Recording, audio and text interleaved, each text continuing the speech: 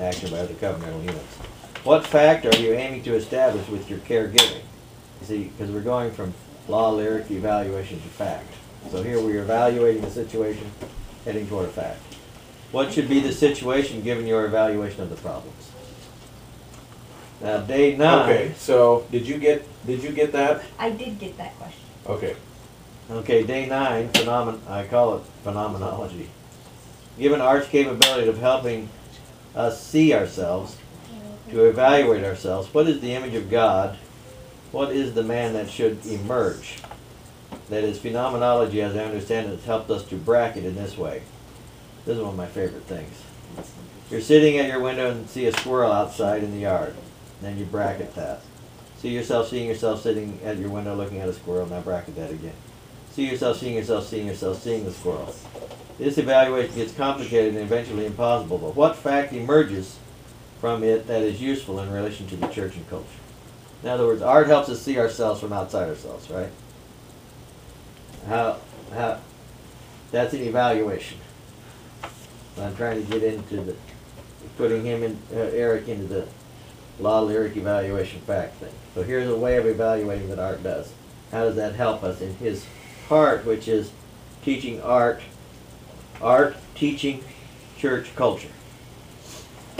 Okay, 8, wavelength. This is, Elder Rorta talked about where are we on our wavelength. We don't seem to be getting anywhere, but maybe it's a 50-year process.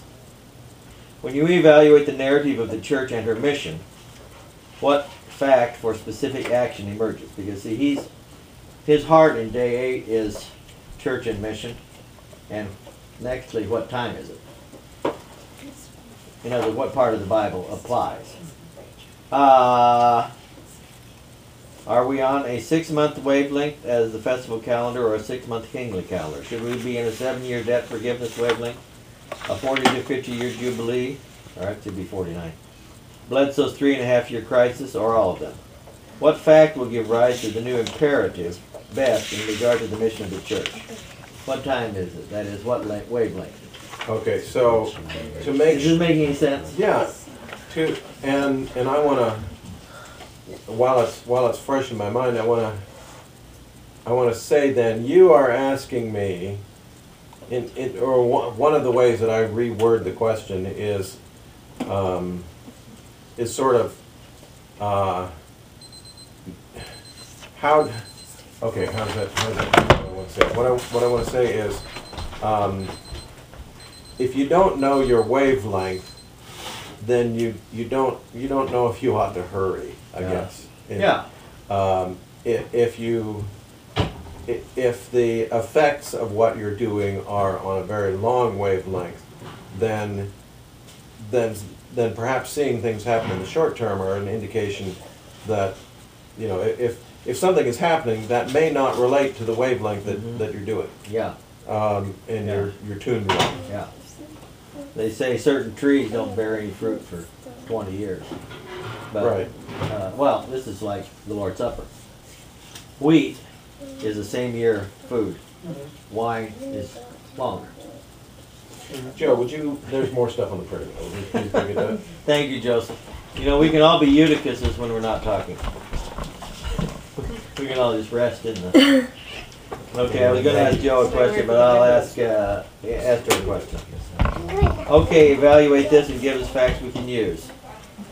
In the priest stage, we had a man shall leave and cleave only unto his wife. In the kingly stage, we had Naomi adopting a son from an adopted daughter. These relationships are not as clear-cut as one would think. Evaluate whether Israel in exile in the prophetic period adopted the whole civilization. Maybe even the whole world, as God was preparing Greek philosophy, Buddhism, Confucianism, etc., which grew up in the axial age, which is about 500 years BC. There is all this stuff all over the world happening. And Jordan says God was preparing more enemies for us. As they call it, when Israel was in exile. And what does that mean to us as mothers, as the church to adults? The church is the mother of us all, kind of a thing. Esther has how to be a mother to adults. So I think this kind of fits in. Factually, we are joint heirs with Christ of all things. So are we mother as the bride wife of adult civilizations now? Factually, what imperative did that engender from our Lord?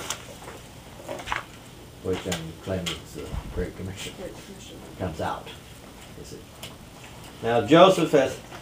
Should we go to somebody else's questions? I mean, this is taking a while.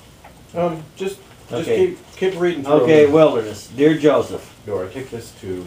do we reenact the wilderness experience at different significant times in our lives?